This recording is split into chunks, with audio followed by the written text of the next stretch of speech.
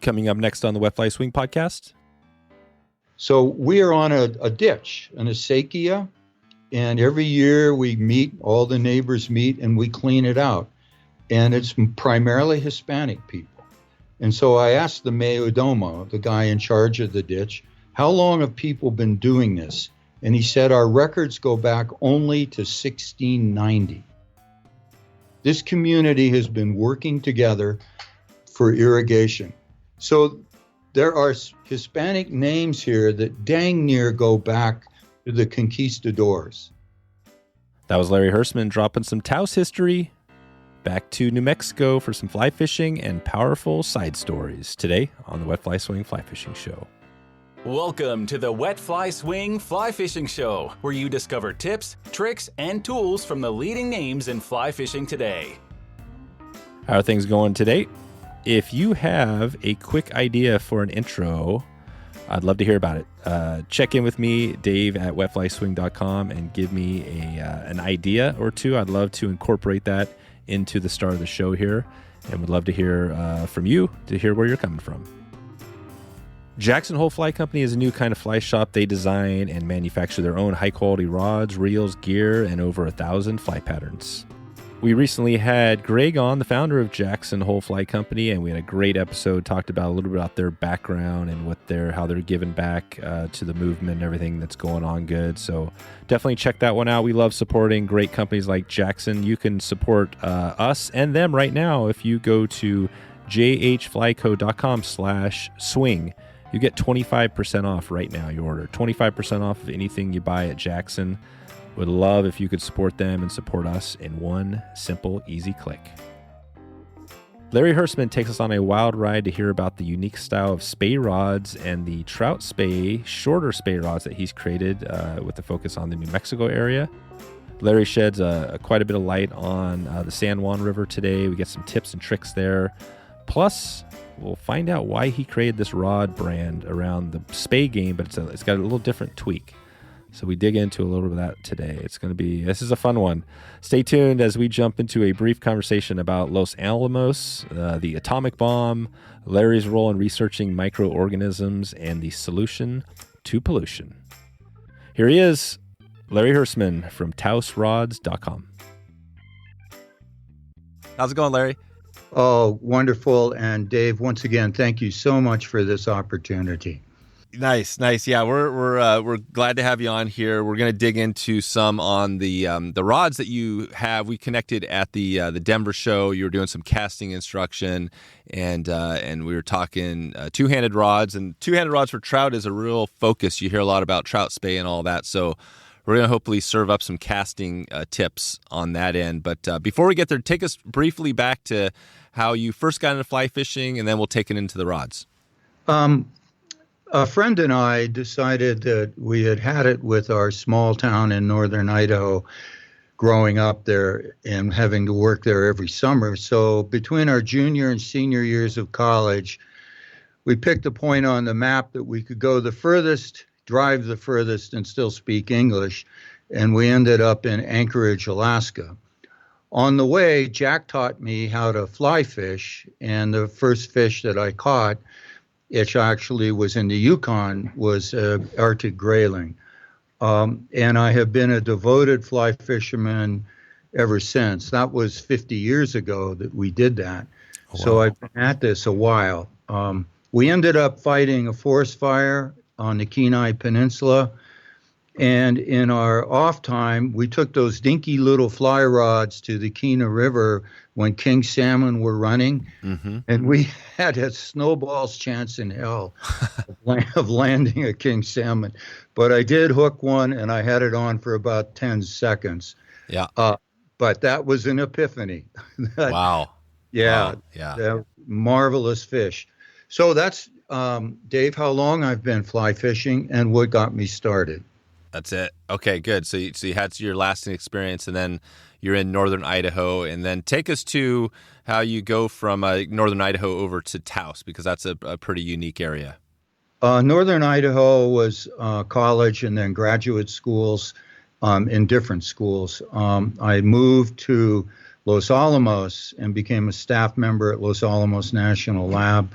and then retired about several years ago. But 5 years ago, my wife and I relocated from there to Taos. The appeal of Taos is significant for many, many reasons.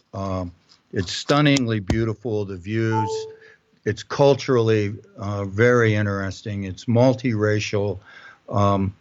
It has world-class skiing and fishing, both in the Rio Grande and the feeder streams, the Red River, the Rio Chiquito, and so on. And then just over the mountain range lies the San Juan River, which I'm sure many of your listeners know is really good.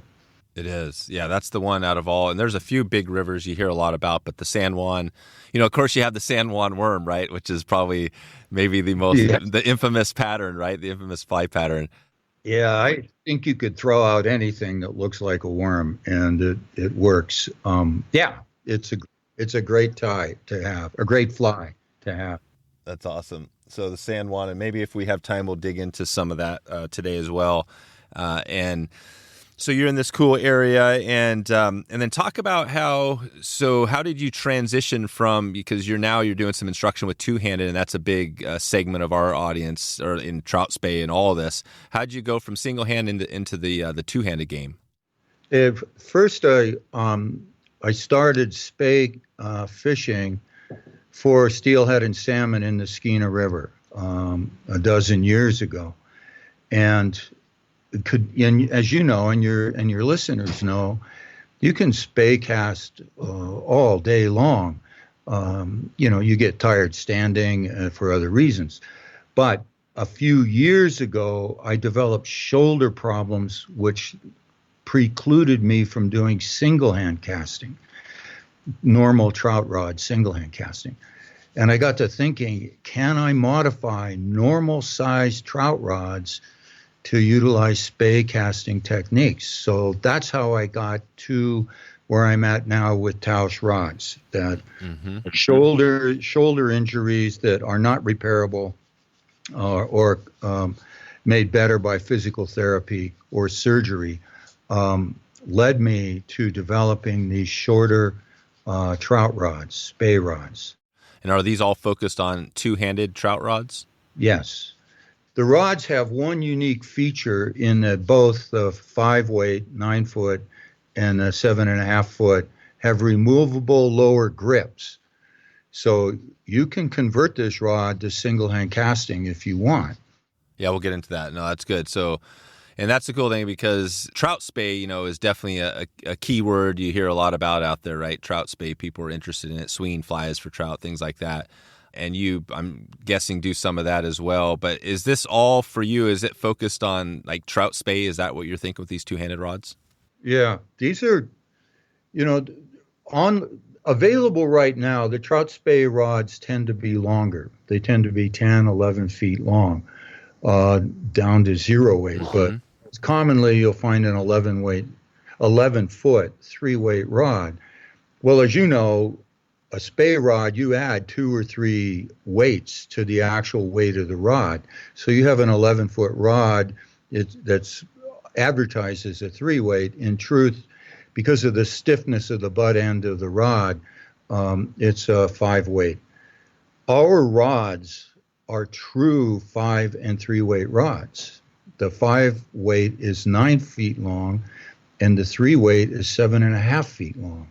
So they're different trout spey rods in that they're not long rods. You can take them to a stream, get through the brush, and make it with a normal size rod. When you're going to a dinky little 3-weight stream, there may be not much wider than your rod is long.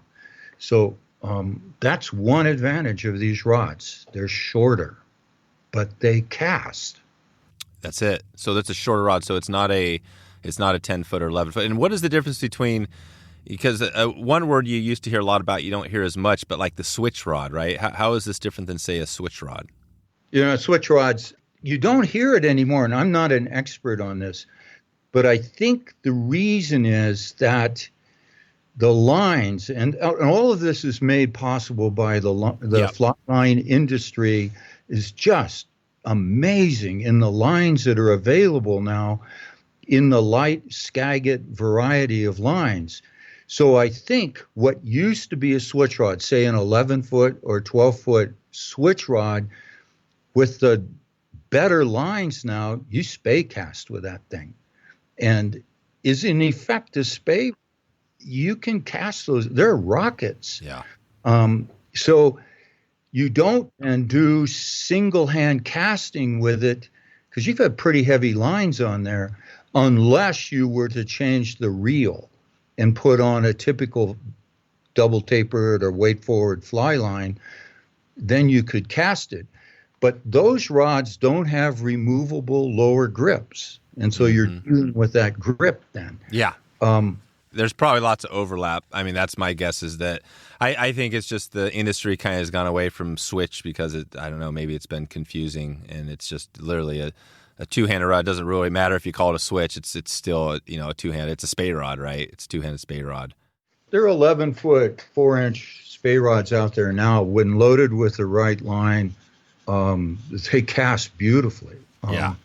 They really do. Then they're go-to rods for if you have a smaller stream.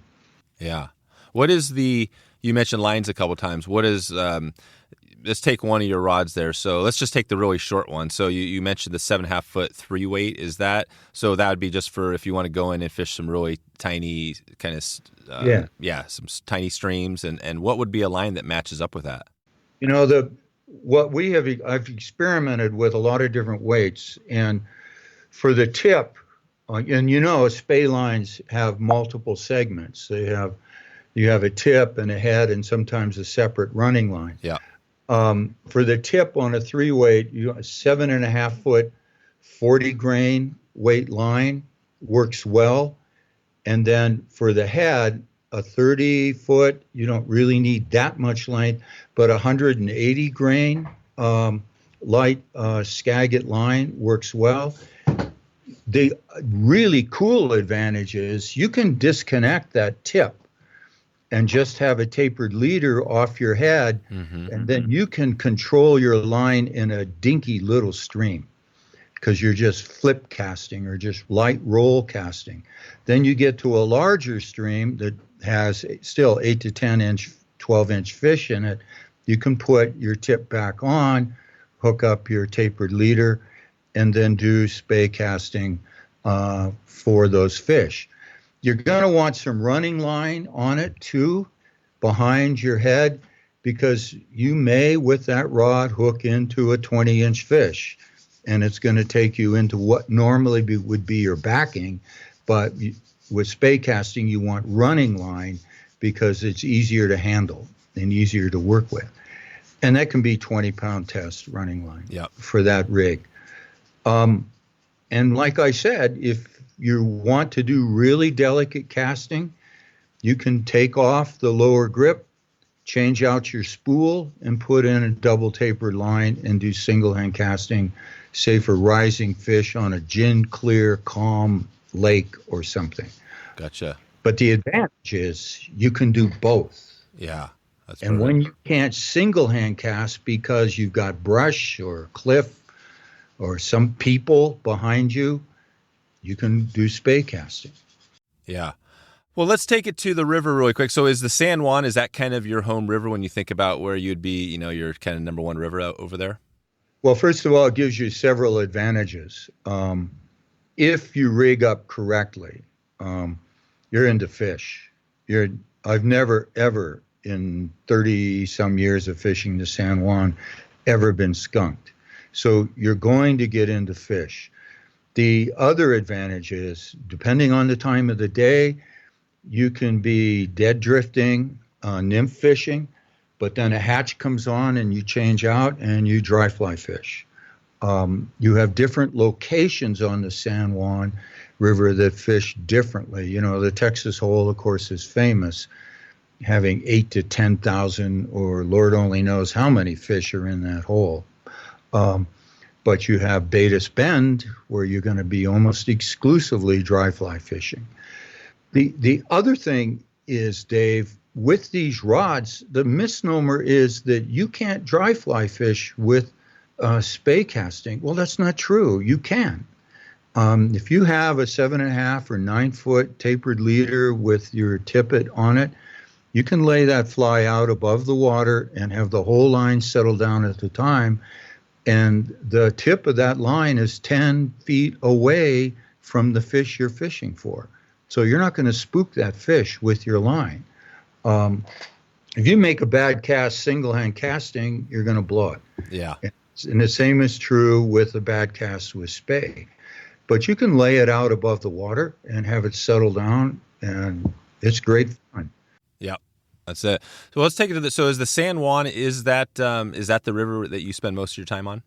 No, I spend most of my time on the Rio Grande because it's only half an hour away. The San Juan is 3 hours away. And so the Rio Grande is a real challenging river. Now, I have been skunked there. And it fishes differently at different times of the year. We just got through the caddisfly hatch, which occurred perfect because the spring runoff hadn't started. And so you had clear water, fish rising to caddisflies. Now it's kind of blown out. It's muddy, and you're kind of, go to the Red River, which very rarely blows out. Or the little feeder streams here, some of them don't have much snowpack, and so that's 3-weight country. The Rio Chiquito, I mentioned that, is only 20 minutes from my house. Tiny, small fish, but still great fun. Still great fun. Well, let's take it to one of these big. Let's say what would be? So you mentioned the 7.5. What was the other length of the two-handed rod you had? The 9 foot 5-weight. Yeah, 9 foot 5-weight, just like your standard. Your 9 foot 5-weight, just with basically a two-handed rod setup. Right. So on that, the line is a little heavier. What is a good line? If you're to be out there, like right now, if somebody was going to go to the fly shop and pick up a line for that, what would you, just to give us some example? If the fly shop carries spey lines. Let's just say they're going online just to pick up, they could pick up any line. 30 foot for the head, a 30 foot, 210 grain. 30 foot. So it's 30 grains heavier than the line for the 3-weight. And then for the tip, the best, I believe, is a 10 foot, 80 grain, but you can use an 8 foot, 80 grain too. That, I cannot tell you how cool it is to cast that rod. I've put it in the hands of people that have never spey cast, and in 20 minutes, they're casting further than they can single hand casting. Right. And what would be that line? Is there a brand of line that you use? This is the neat thing, is so many companies, namely OPST, has been a leader in developing light Skagit lines, but Scientific Angler, SA, is now producing lines. And so are Rio and Airflo. Yeah. You can get lines from these companies. And the cool thing is, next year they'll be better. And the year after that, they'll be even better. And the rods are getting shorter because these lines allow you to do what years ago you had to have a 13-foot rod to do it, or a 50. That's interesting. Yeah, there's this 9-weight rod, and the blank is a carbon fiber blank from CST, Cylindrical Systems Technology. Oh, cool. Yeah, I think that would be good. I think that'd be interesting. Maybe in a little bit, we could, if we have time, I'd like to dig into that. Yeah. That'd be cool. What do you think about taking us to? So you did you said 30 casting demonstrations at the Denver show. Let's take it to the show for those who weren't at Denver. You've got a big casting pond. Let's just go back there. So you're sitting there getting ready to do. You got 20 people watching you. Take us there. What's that look like? What are you saying? Just imagine we're back to that spot. Walk us through that. Yeah, it's a cool thing. It's pretty long, the casting pool. It's not very deep, just a couple of inches. But you can demonstrate how to cast this rod with the final move of a spey cast.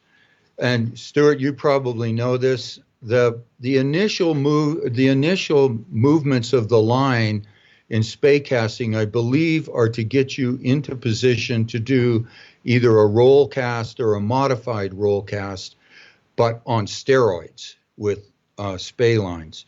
And so what I was showing people is primarily just a roll cast, because there's no sideways movement of the water like you would get in a stream. The advantages of that situation are that it was right next to our booth. So people would come up and look at the rods. Those in the know obviously saw these look different in that they have a lower grip on them. And I would just easily take them 30 feet to the casting pool and show them how it casts. The reactions were always positive, that people saw this. I let people cast, and some people have never spey cast, so their movements are a little awkward.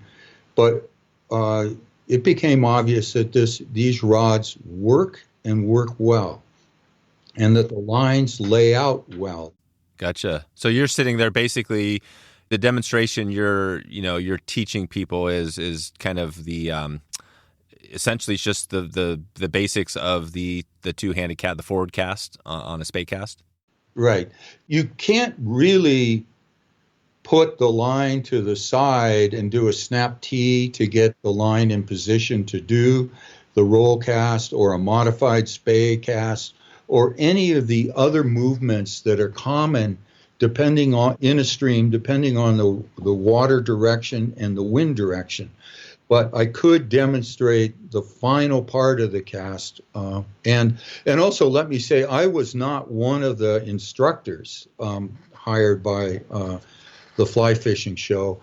I was just demonstrating our product when people showed interest. Gotcha. And when there was room on the casting pond. You've heard about the CRC system from Trxstle. I know you've been thinking about it. I know I've talked to a few people out there that have been interested in checking this thing out. It is, if you haven't really dug into it, it's a fully rigged fly rod carrier that's going to protect your rods on the outside of your car. Every CRC system comes with secure mounting clamps, padding in the reel compartment, and their proprietary suspended rod liners. You can leave your gear on your vehicle full time or quickly pop it off into carry mode. And like I said, I know people are definitely jonesing to check this thing out. You can head over. John's got some good videos on how this thing works. You can take a quick look at their website. They've got a bunch of different features that make them stand out. You can check it out. They've got a patented protective no snag reel up design. So you know how that's always a hassle with the old rod carrier where you pull out your rod and then your fly gets snagged. And then you're like, oh my God, how do you get your fly off in the middle of your liner? You pretty much break it off. So they fix that. And they also provide the reels facing up, which actually provides for more protection for your rod, which is great. A lot of good things, a lot of tips and tricks and benefits I'm not talking about here. So I want you to head over to wetflyswing.com/Trxstle. That's TRXSTLE.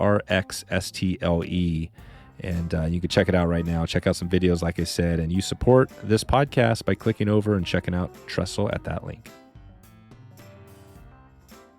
And then what was I'm just curious on your background, because this was a big struggle for me, still is. A lot of people, spey is a challenge because you got like the lines we're talking about can be challenging. All the lengths of the rods can be challenging understanding, right? All this. What was your, how did you learn, right, to get into spey? Did you teach yourself or did you do like an instruction? A friend of mine said, Larry, you got to do this.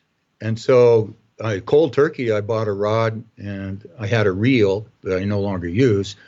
And we went to a lake, and my friend John showed me the basics. And then there's videos that you use. And this is something I tell people.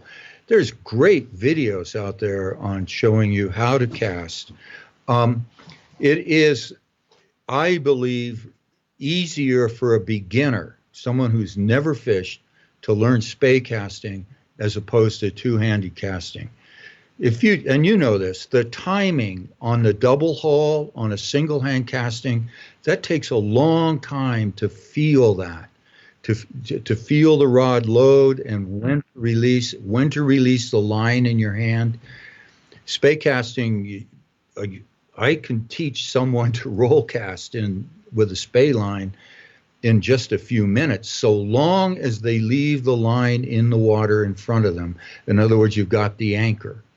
And the anchor and the shape of the D loop behind you are key to spey casting. Once you understand that, you're good to go. You're going to get your line out. You may not be sending it out at championship or tournament quality or length, but you're getting your line out. And eventually you'll get it further and further. I think, Dave, that's one of the hesitancies that people have. They've single hand cast for years and years, and it just seems like a big step to change the rod, change the lines, and learn how to cast differently. But I firmly believe this is coming because it's easier, faster, more powerful, just as accurate, and not as tiring. Yeah. It's a winner. And when you stand next in a river to someone that has spey cast all their lives and they send out 100 feet of line, it is awesome. Just awesome. Yeah. See that line go up. I think that's kind of the cool. I think that's what, that's why it's interesting, and that's just fly fishing, right? I mean, you could stick with a single-handed rod your whole life and be good with it, and that's great. But if you want to try some new things, test out, the two-handed thing. I mean, I got into it because I had, I felt like it was going to help me find steelhead, and that's probably a lot of people do that. But now it's just become a new thing, to try out, right, for trout spey. And you're casting some big bugs now with these big sinking lines, and like you said, the tech. So no, that's good. And it sounds like you've got a setup there. So if somebody wanted to come in and just grab, a setup, like you said. So what is the perfect stream for your rods? Because you've got all these different lengths, right? You could take a 10-foot, you can get 11-foot spey rod. What would your rod be? What is the perfect size stream or setup? Is this more for like a smaller wet flies? No. You can, like I said, I take the 5-weight rod to the San Juan. There are 24-inch fish in the San Juan. Normally you're catching, 16 to 18-inch fish, sometimes littler, but normally that's the range of fish that you're catching. That's a good-sized fish on a 5-weight rod. You do both wet fly, dead drifting with a San Juan Worm as an attractor and a size 22 Zebra Midge as the dropper with a strike indicator. You may put weight on it. So you're basically doing a modified flip.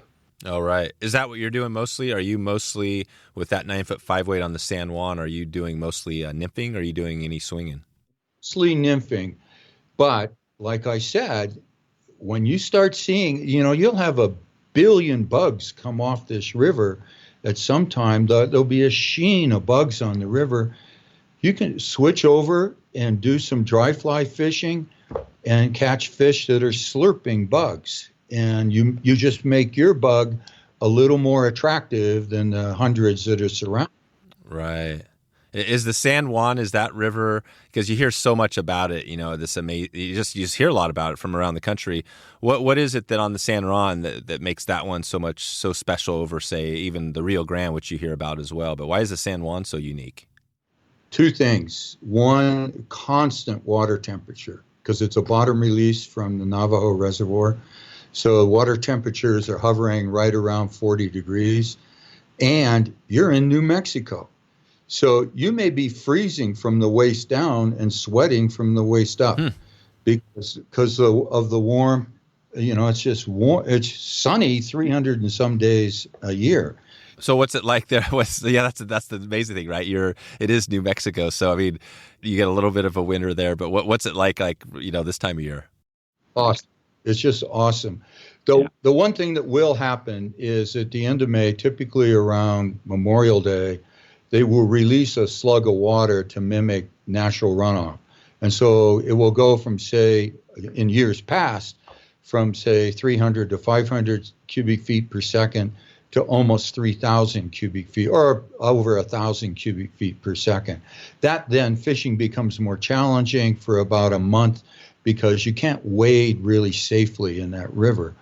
But the word on the San Juan years ago used to be it was the best trout stream in the world in the winter because of the warm conditions. The fish are still feeding. Right. And you can match the hatch. They're little tiny midges that come off. You don't have a caddisfly hatch. You basically don't have much of a mayfly hatch. They're feeding constantly on these either emerging midges or on midges on the surface. Oh, wow. And so that's why you fish with size 22, 24, 26, little teeny tiny flies with a 5X or 6X bit. Have you fished that river kind of year round in all different seasons? Yeah. Yes. Well, what's that? Take us there on that little journey for a little bit. So if we start out now, you mentioned the high water. Once the high water drops down and it gets fishing, is there a time? I mean, what's that look like? Like as you get into like June, July, August?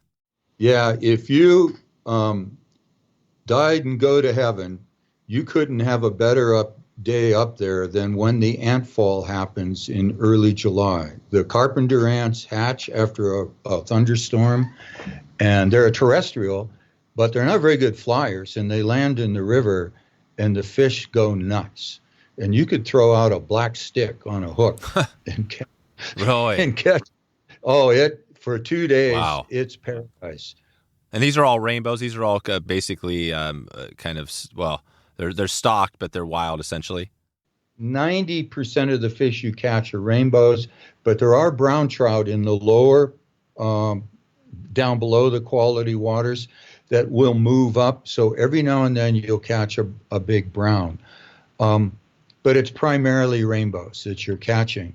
They introduce them, I think, at about a foot or 14 inches. But, you know, there's a fish in there called Hank the Tank. He's been caught multiple times. This is a 30-some inch fish that weighs, I don't know how many. Yeah, but he's a famous fish that's been caught a few times. But getting back to the trip, you leave Taos in the early morning, drive over the Brazos Pass. It's a 10,500-foot pass. Yes, there are mountains in northern New Mexico. Drive to Chama, and then go through the Apache Reservation, and then you're at the San Juan for a day of fishing. There are places to camp. There are places to stay, so you can do multiple day trips. There are numerous guides that will help you on the San Juan. And for the uninitiated, it's a good idea to get a guide the first time you go there, because these flies are different and tiny. If you throw out a size 12 parachute Adams, you're not going to catch a fish all day. It's a waste of time. But if you're in the hands of the first time of someone that's been there or a guide, you're going to have an awesome day. Yeah. Yeah. And we noted at least one. We had Taylor Streit, who is, I think his son Nick is now running the shop out there. So I know they have some guys. Are there a lot of different fly shops and guides out there? The only surviving fly shop through COVID has been the Taos Fly Shop with Nick. Oh, wow. So that's the only one left out there. Yeah, there was another one, and that went out of business actually before COVID when I first moved here, and I don't even remember the name because it was gone so quickly. These guys are good. I have had a guide with the Taos Fly Shop in the Rio Grande because I'd always been skunked, and I got tired of being skunked. And so since then, I have not. Oh, that's awesome. Yeah. There you go. There's your best advice. You always hear that, right? We try to tell people that about, especially if you're new, because you don't know. But that's probably the best, whatever few $100s or whatever it costs of money you could spend in fly fishing, right? If you're new, you should get a guide, and that'll help you it'll save you years of time, maybe. It's money in the bank. Plus, you establish contact with the shop. I do order things online, but I try to support the shop, the local shop, as much as I can with flies, tippets, some clothing. I lost a net, so I got a net from them rather than getting one online. Yep.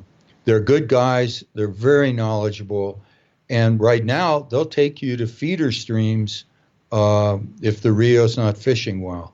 It is and can turn really chocolatey during the runoff because of the prevalence of clay in our soils. So, I tend to avoid it this time of the year, maybe in the hands of a guide. They're much more knowledgeable. Yeah. That's it. Well, and I'll put a link to that show. We talked a little bit about the shop, but Taylor, I know, has a book, kind of a guidebook. It sounded like a really cool book. And great book. Yeah. And his personality really comes out in it. Yeah, good. Yeah, his personality. We didn't get into all the 60s counterculture stuff, but he definitely obviously has a good background there. But it's interesting. Taos, I think, sounds like that's what's amazing about it. Is the diversity of people. Is that probably one of the big things that people really love about that? Yeah, you have the Taos Pueblo is the most continuously occupied site in North America. People have been living there since the 1100s. Oh, wow. You have a Hispanic culture that started here in the late 1500s. So we are on a ditch, an acequia, and every year we meet, all the neighbors meet, and we clean it out. And it's primarily Hispanic people. And so I asked the mayordomo, the guy in charge of the ditch, how long have people been doing this? And he said, our records go back only to 1690. Huh. 1690. Wow. This community has been working together for irrigation. So there are Hispanic names here that dang near go back to the conquistadors. Wow. What do you mean by ditch? What is that? What do you mean by ditch there? Ditch. I'm sorry, an irrigation ditch. And in Spanish, it's called an acequia. Oh, so you're saying, yeah, obviously agriculture is big, in that part of the world. So you've got agricultural ditches, water that's coming through, and that, obviously, like you said, the tailwater reservoir, a big part of that is the water's feeding the ag, right? Right. Yeah. When, as a matter of fact, the San Juan River is diverted once you get to Farmington for irrigation. The whole river? And even before that, at Bloomfield, it's diverted for irrigation. So they're culturally, and then at the turn of the last century, a community colony of artists moved here, the Taos Art Society, and world-class art was being done here in Taos. So you have a kind of a tricultural population here of Hispanics, Native Americans, and Anglos that have been coexisting for centuries. Mm-hmm. So there are great museums, there are great art galleries, there's great food, because the northern New Mexico food is different. It's stunningly beautiful. I look out at the Taos Pueblo mountain, and it's a 11,000-foot mountain, and right behind it is Mount Wheeler, which is 13,000 feet. So, and we're at 7,000 feet elevation of Taos, so it never gets hot here. Yeah, you're way up there. And like you're saying, the San Juan, though, is dropping down off, down the lower basin. It's about 5,000 feet. 5,000. Let's go back to San Juan. So we were talking the summertime, and we were, you mentioned some ants, the ant fall. What happens as you get into like July, August, and then you get in towards like September into the fall? What's that look like? It's great. It continues to be midge fishing. It just doesn't matter. You can go there anytime. And you'll change the midge, the dropper that you're using. You'll change colors. You may go to a darker color. Well, the zebra midge is pretty dark. Go to reds or to light grays. The names of which I don't know because there are just many of them. You may change your attractor from a San Juan worm to an egg pattern. Oh, right. To a woolly bugger. And early in the morning, you may try dragging woolly buggers deep or bead-headed woolly buggers or other, small streamers through the deeper sections, and you'll hook something. Then you switch, and you'll have hatches in February. One of the best days I've ever had fishing was in a snowstorm in February during a hatch, and it was a fish a cast. And we finally got tired and left. Yeah. And about 3 hours. So you're able to, with those midges, fish, you're able to fish below the surface and on the surface. Sure, because they're coming to the surface. It's not unusual, Dave, to look downstream and see 20 or 30 heads of fish slurping midges. They don't jump that much. They just come up and slurp. And that's it. It's not unusual to look down and you have 5 fish swimming around you. There are a lot of fish in this river. Yeah, there's just a lot of fish. And then as you take it through the winter, and that's the other cool thing, again, maybe the best part of this is that in the wintertime, October, November, December, January, when it's really cold and nasty in a lot of places, you could go here and just basically still fish midges and be good with it. Yeah, and have sections of the river all to yourself. Because, a lot of the summer business are tourists or people that come here during their summer break, and the pressure drops off in the winter. Like any winter fishing, when it gets so cold, your guides are freezing up and you might want to think about it. But, yeah, you still get some of that, right? You still get a little bit of a winter there. Yeah, I've had guides freezing there in the winter, but we caught fish. So there was about a 2-year period I tried to go once a month, every month of the year. And then I said, well, okay, I've done that. Now I'll just go a few times a year. Oh, so what did you do? You went how frequently? Every month for 2 years. Oh, every month. So you went every month. This is great. So for a period of time, you went every month for 2 years. And let's go back to that period. What was that when you did that? So if you're into, you just described that. What was that like? Did you get things dialed in pretty well? Yeah. You're going to have different midges coming off in different times of the year. You may, your attractor may be a red annelid, or you may be using a red annelid as your primary dropper. You'd use different sizes. Those are going to be used more, I think, in colder weather initially, but a San Juan worm will always attract fish, and during the day, you may have 2 or 3 or a half dozen fish take the worm. And then most of your fish are going to be on what you use as a dropper.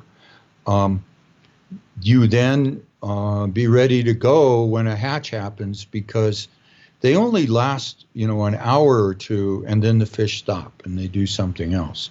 So if you're dry fly fishing when they're not hatching, it's going to be slow. But when they are hatching, it's awesome. And you begin to fish. The road conditions are usually pretty good. You're not going to have, in New Mexico, you're not going to have snow-covered roads for very long. It usually melts off. And there are places to stay. From Albuquerque or Santa Fe, it's a long one-day trip, as it is from Taos. Many people choose to stay the night, and in the summer, there are campgrounds. And you can take a tent or a trailer up and spend a few days there. I highly recommend that. And if those of you that are listening have a trip planned for southern Colorado, it's worth coming across the border. The San Juan River is only just a few miles south of the state line. Oh, wow. Yeah, so Colorado folks come down all the time from Durango or from Denver. That's a longer day trip, and we'll spend I assume they spend a night or two there.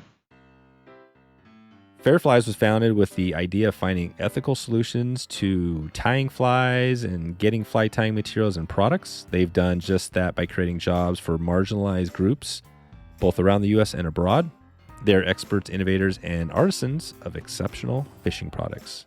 I connected with Jeff quite a while back, and we've been in touch along the way, and it's good to have Fairflies on. I know they've got a great movement, and I am super excited to get out there and share more of their message. Their 5D brushes make fly tying fast and enjoyable at all skill levels. Fairflies has replaced craft fur with their own fly fur, a product that is innovative and awesome to use. They also are running the show at Wasatch Custom Angling Tools, where they have over 50 tools, fly tying tools that you could use that are all beautiful and well designed. A true do-it-yourself company helping you tie better flies faster. Head over to wetflyswing.com/fairflies right now. That's FAIRFLIES. Check it out. Support Fairflies right now. And so if you were going to go out, or if you were going to tell somebody, a good time, what would you recommend if you had to pick one time during the year? Well, I would do the summer, and I would wait about 2 or 3 weeks after the river has come down. It tends to, when they raise the river, it tends to disturb the fish for a while. Just wait a little bit.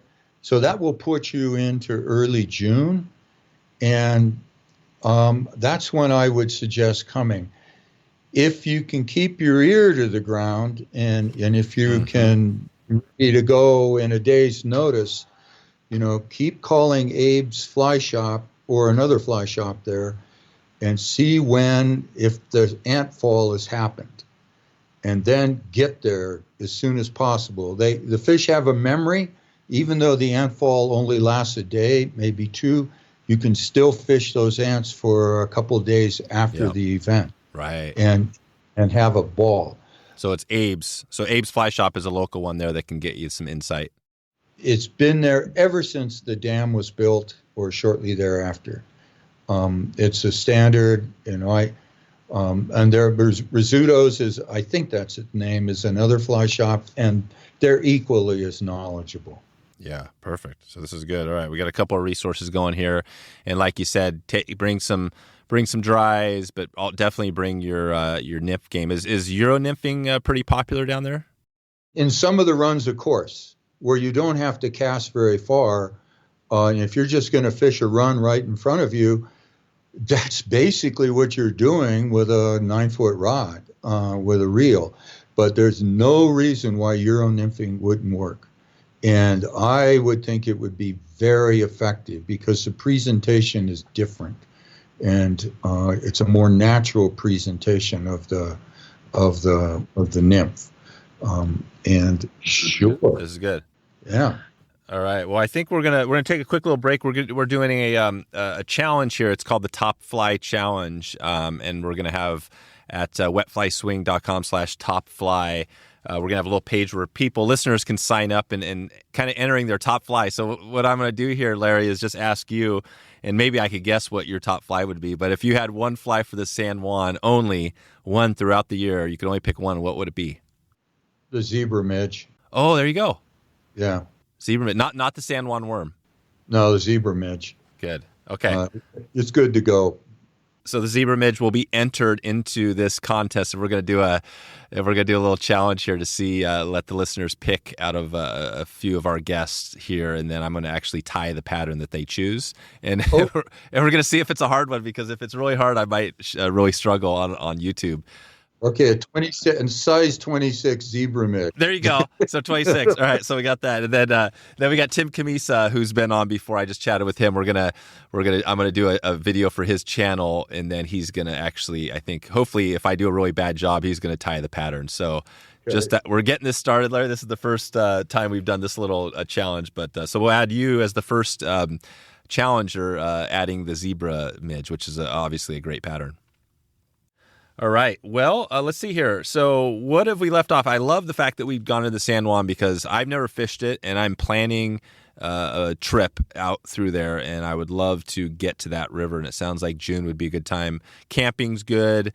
I mean, what's the downside? It sounds like it's all upside around there. Like any downside, any negatives about fishing out there? If you go to the Texas hole, that's the first huge hole on the river. There can be a lot of guys fishing there. So it's not really combat fishing, but it's not going to be a wilderness experience. I would, if you get there early in the morning, Dave, go there. You'll hook into a few fish and then go someplace else. The lower flats or up above the Texas hole, there's a lot of structured water that is good fishing, or go down to Betis Bend, or even further down to, runs before you leave the quality waters. And you have about 5 miles to fish of catch and release. That's all really good fishing. So the downside is if you only target the Texas hole, you're going to be with maybe a dozen other people on that hole. It's huge. It's 100 yards long, 15 or 20 feet deep. It's 30 yards across. You can't wade in the middle of, and also there can be a lot of drift boats that will park in it with their customers early on to get them started. So you can't really get to some of the runs. But then they normally leave, and that's fine. They want their customers to get into fish. So I would avoid that as far as an all-day thing. Go there, catch a few fish, and leave. Yeah, go there, catch a few. Okay, good. And I obviously, there's a lot of different parts of the year we're kind of leaving out, but this is just kind of hitting the surface. I want to touch right back on the Los Alamos. That was interesting. You mentioned earlier that's kind of what got you into that area. And this is the Los Alamos for, probably some people know, right? It wasn't that where the whole the atomic bombs and stuff were created there, right? Yeah, as a matter of fact, they're filming a movie there right now about Robert Oppenheimer. Yeah, Oppenheimer, exactly. He was the genius German scientist who essentially, created the atomic bomb that wiped out. Well, I guess kind of ended. Maybe you could say that ended World War II, right? Yeah, it's certainly a controversial subject. And Los Alamos National Lab has continued on through the decades. For me, I'm an environmental scientist. I'm a soil microbiologist. I worked on pollution issues and cleanup issues, not at the lab site, but at other places. It was a great place to work. I have a lot of friends from that work. I worked there almost 30 years, Dave. But I always came to Taos to go skiing. And I've skied like fly fishing. I've skied, all of my life, not just my adult life. Or when I could first start skiing. All right. And Taos Ski Valley, on a good day, I would put it against any place in North America. Huh. It is real good. Good snow. So then I was coming north to ski, coming north to whitewater kayak. I used to be a kayaker. Coming north to fly fish. So Jackie and I went, why don't we just move north and shorten our commute? Yeah. And then we have just fallen in love with this community. I lived in Los Alamos for that time. I did take us about 10 years that I lived in Santa Fe, but still worked at Los Alamos, then moved back for the final 10 years of my career, mostly because of my son and education opportunities in Los Alamos. It's a different community. It's a very safe community. But I grew up in northern Idaho, in Sandpoint, Idaho, and Taos in many ways reminded me of where I grew up. Small ski town, lots of outdoor opportunities, culturally varied, and so on. Yeah, that's cool. That's really cool. So you mentioned the pollution. We have a little segment called the Conservation Minute, which is I always try to dig in when we can. Talk about that a little bit on the pollution issues you dealt with. What was something that was there something you can highlight on that? Yeah, I was working initially with how soil microorganisms could affect the movement of radioactive nucleotides. Oh, wow. Like plutonium, americium, neptunium. And one thing led to another, and I switched out of that.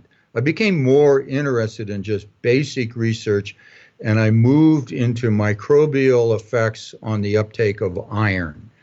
And I got into iron because iron is chemically similar to plutonium. And it was much easier to work with. And then I became way more interested in iron uptake.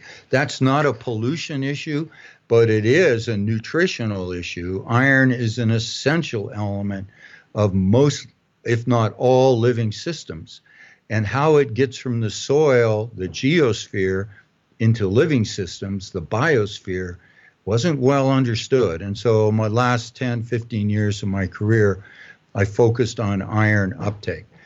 But Dave, if I get more into it, you're going to lose all your readers. No, I don't think so. I think this is good. This is what I love about the podcast is that, you take a tangent and you go down it, and I usually let it go a little bit because, the great thing about fly fishing, one of them, especially for people that are new, don't understand, is that, there's a big conservation, contingent, right? People know that obviously you want to protect your fish species, and the best way to do that is to protect the natural resources around them. And you're obviously talking about, plutonium. That's a whole another level of, and we're not going to get into that because we've got our own sort of issues with like nuclear, the Hanford nuclear reservation, right? Oh my gosh, right. So you've got all these things going here. Plus, I'm sure you've got your own nuclear things out there in the testing zone of the the atomic bomb.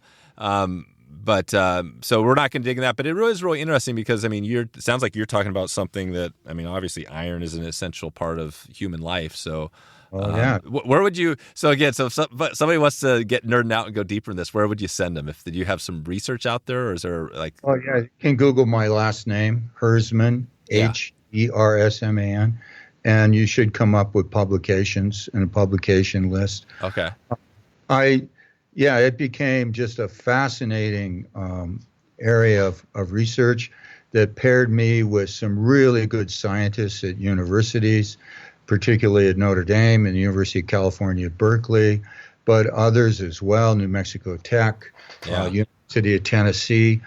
And so I had active collaboration with faculty in different schools, was on graduate student committees. I was a committee member for some graduate students.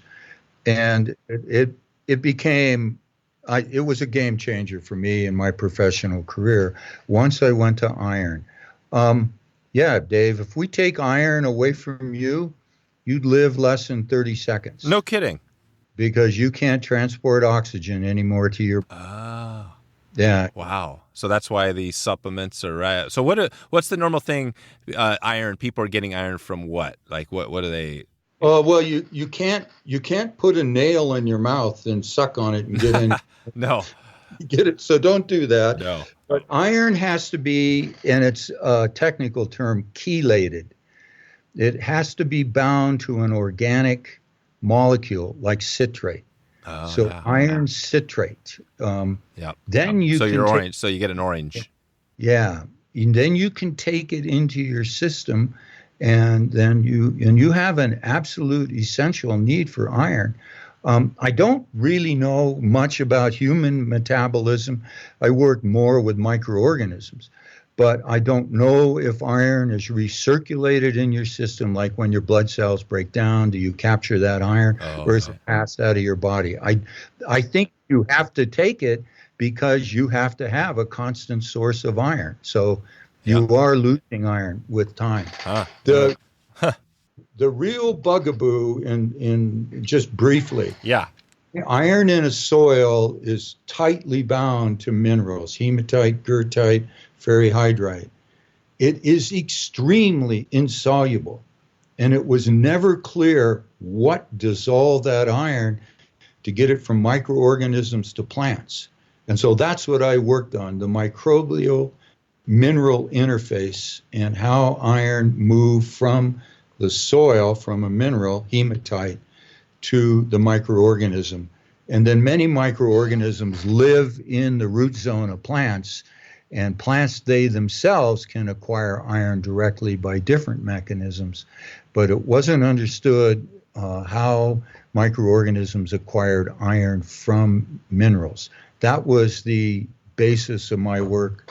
I did a sabbatical at UC Berkeley with a fabulous scientist, Professor Garrison Sposito. I learned so much from Gary, and then returned to the lab. He and I collaborated for a few years, and I continued on until my retirement. That's great. And as the general idea, just on the large, high scale, is, you got these microorganisms that essentially can, you have pollution, and then they can kind of eat up the pollution and clean it up. Is that kind of the big picture? Yeah, bioremediation is focused on perhaps forming a biobarrier, that you have a pollutant like a radionuclide moving through the soil, and you have an enhanced zone where you're adding nutrients to the soil to increase the biological community in that soil, and then they absorb the plutonium as it moves by. Right. That's one scenario. The other one would be you could then have some sort of active removal of the bound radionuclide to the microorganisms. A little more far-fetched with that, but that was the gist of the research, is the interaction of microorganisms to stop the transport of a radionuclide or other metals, chromium or cadmium, other toxic metals. Gotcha. Okay, good. And we'll put I'll look up in the show notes. We'll get a video, maybe to something here, and then also Oppenheimer. I'm sure there's some other older movies or something. We'll get a little something. Yeah. So those for the newbies, so the younger generation that maybe don't know that history, we'll tie something in there. Yeah, this should be a pretty interesting movie. There's some heavy hitter actors in it. Oh, cool. So this is hopefully going to be a good study on a very significant person who, of course, during the McCarthy era became extremely controversial. That's right. Yeah, the McCarthy era. That was an interesting time in the country as well. Yeah. This is good. Well, we're going to take it out of here pretty quick, Larry. I just wanted to touch on, again, you mentioned, so we're talking about you had this whole career. Why did you go from, you got this whole career, why not just, retire, wrap it up and be like, okay, I'm enjoying the mountains, and instead you actually created a business around the fly rods. Why did you go into a business there? Well, I thought, I could have stopped when I built a rod that I could use, but then I got to thinking, there may be other people with impaired shoulder problems or limited strength, like children. Some women, smaller people, small man or a woman can't cast all day long. And maybe if this gets people either into fishing or back into fishing that have had an injury and they can't fish, and it turns out that has been true. People that have got these rods, a lot of them got them for those exact reasons, both men and women. And so that's why I thought, this may be something that other people can benefit by. And then kind of the collateral development was, this is better. This works better than single hand casting. And I eventually think it's going to happen because it makes sense. Yeah. And is there, part of that must be, some sort of a profit margin sort of thing in there. How has that been, trying to build an actual profitable business?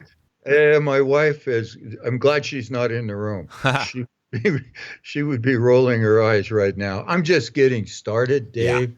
Gotcha. So I haven't really turned the profit corner. Yeah. But if I'm a retired scientist, I don't want to say I don't need the money. That's not why I'm into it. I'm into it to build a better product, and for people to get back or to enjoy fishing when they, for one reason or another, they're not able to right now. Yeah, that's cool. No, it sounds like you got a good mission there, and we'll definitely get people out if they want to take a look at taosrods.com. Well, before we get out of here, just give us maybe a heads up as you look out from now, maybe over the next year. We're kind of heading into, May, June. What's the next year look like for you and what you're doing with all these rods? What I will do is, and my wife and I have decided this, if we start getting significant orders, I will contract people to build rods. I am not going to build any more rods. I will teach people how to do it, because these are high quality rods and they can't go out the door if the wraps are not pretty. So are you building all these rods right now? Yeah, I built them all. Oh, wow. So these are all yours. So you've got a background in custom rod building, which is another skill. It was hit or miss. I had some instruction early on. The first few rods, the ones I gave away, were kind of ugly because the wraps are hard to do. Getting the right balance of the epoxy finish, getting that on right so it's smooth.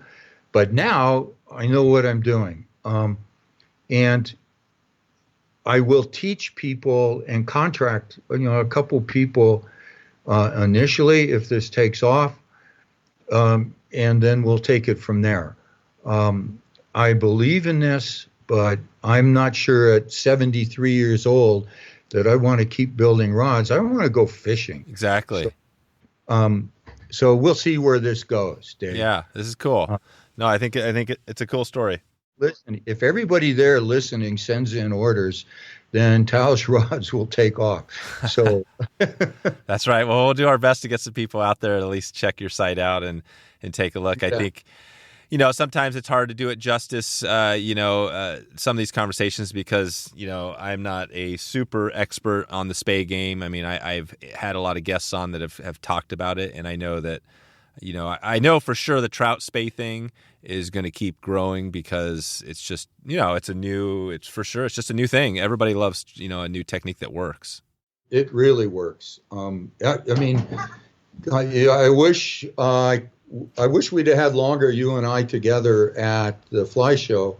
I could have shown you, and I think you'd be,